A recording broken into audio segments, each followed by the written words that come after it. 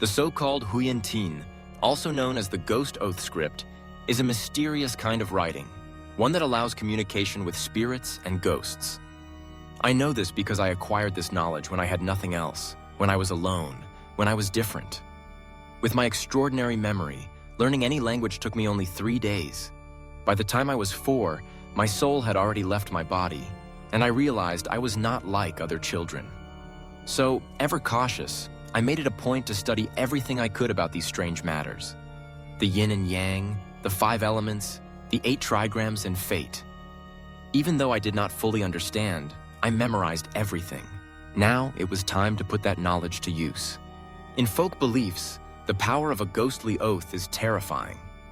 If a ghost oath is written in the ghost script and inscribed upon a yellow talisman paper, then burned as an offering to the underworld, it forms the strongest bond of promise. Should the spirit break its word, it is said to be cast into the 18 layers of hell, never to be reborn. These tales were what the elders of Han Shen village would murmur when they had nothing else to do. I only happened to overhear them, but I remembered them well. Judging by how the 3 ghosts reacted when I mentioned the oath, I knew these weren't just empty stories. They were truly afraid of the ghost oath script. "You're very cautious, Master Fyong," the bald-headed male ghost said, steadying himself. He offered a forced smile. "But I think this isn't necessary. Too troublesome. We'll just swear an oath to you right here, face to face. No negotiations," I replied. "A ghost is a ghost, and a written oath is a written oath. What's the trouble? Let's begin." I took a yellow talisman from my bag and dipped a brush into cinnabar, gesturing for them to step forward. The 3 ghosts hesitated for a long moment. Finally, the female ghost in the red wedding dress gritted her teeth and stepped forward, taking the brush to write. It appeared that should they choose, they could interact with the physical objects, at least with some effort.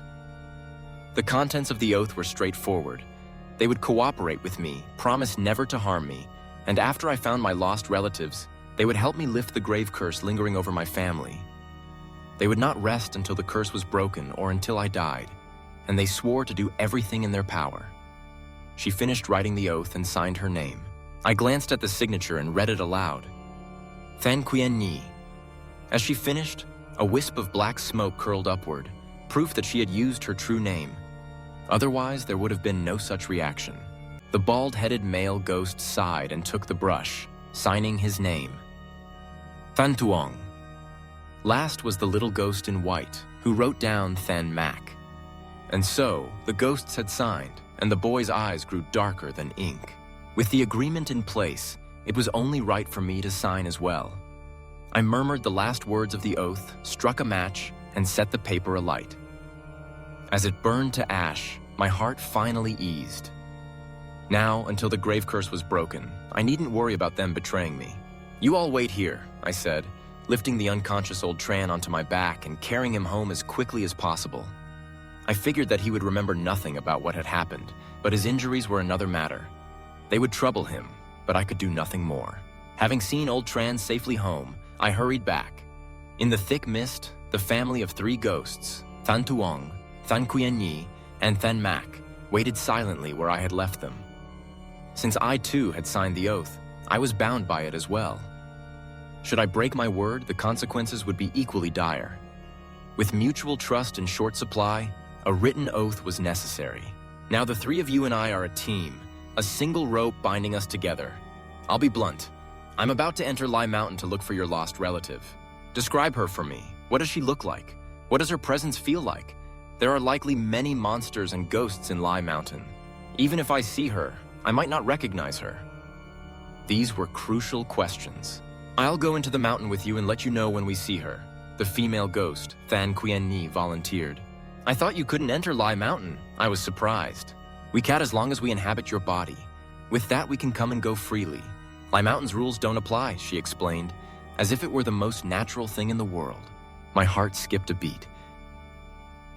"All of you in my body?" I asked. "No, only one of us at a time. Lai Mountain's wards are powerful. Even with your body as cover, only one ghost can hide within you. 3 would never work." The bald-headed ghost, Than Tuong, explained. I weighed my options. After the ghost oath, Fan Qianyi dared not harm me, so letting her possess me wasn't a problem. All right, we'll do it your way. Fan Tuong, you and Fan Max stay in the village. If you sense anything evil, please look after the villagers for me, I asked. We can do that, the father and son replied in unison. Fan Qianyi, you may possess me, but let's be clear. I'm in command of my body. You're not to take control, I warned. Rest assured, Master Fuang.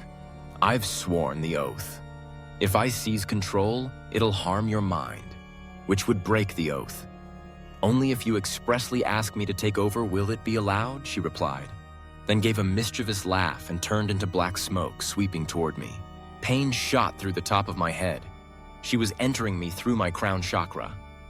Because my mind was relaxed, she entered without resistance. Had I refused, protected as I was by many talismans, she would never have succeeded. Master Fuang, I've possessed you, let's go. Fan Qianyi's voice echoed in my mind, inaudible to anyone else. We're off, please look after this place. I nodded to Fan Tuong, turned, and pushed through the thick mist, heading for Lai Mountain. With a ghost now inside me, I felt no discomfort. On the contrary, my speed and strength seemed to increase, my spirit more alert than ever.